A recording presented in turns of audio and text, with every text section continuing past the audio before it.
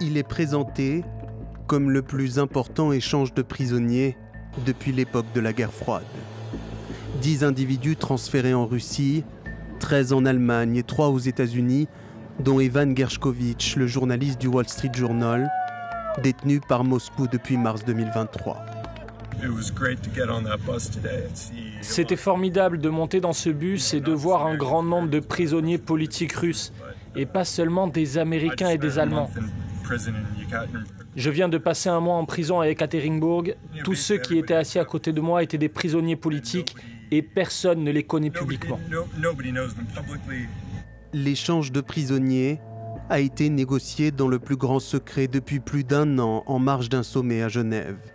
Il a impliqué la CIA, le département d'État américain et la Maison-Blanche, mais aussi plusieurs pays alliés, l'Allemagne, la Norvège, la Pologne et la Slovénie. En janvier, les choses s'accélèrent après un entretien entre Joe Biden et Olaf Scholz. Le chancelier allemand se retrouve au centre du jeu. Avec les Américains, il comprend très vite qu'aucun accord ne sera trouvé sans la libération du prisonnier Vadim Krassikov. Un agent russe condamné à la prison à perpétuité en Allemagne pour l'assassinat d'un opposant tchétchène à Berlin en 2019. Le meurtrier est un proche de Vladimir Poutine, qui a appelé à sa libération pendant plusieurs années.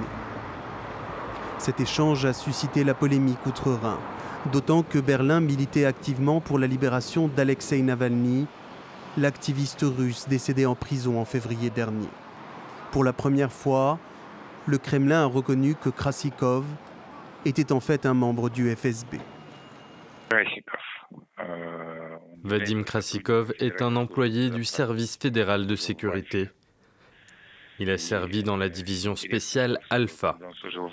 Il a servi avec certains membres qui travaillent désormais au sein de la garde présidentielle.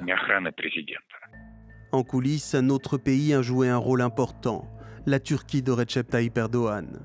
Dans son statut habituel de médiateur entre la Russie et l'Occident, encore une fois, le pays a servi de point de transit aux prisonniers avant qu'ils repartent dans leurs pays respectifs.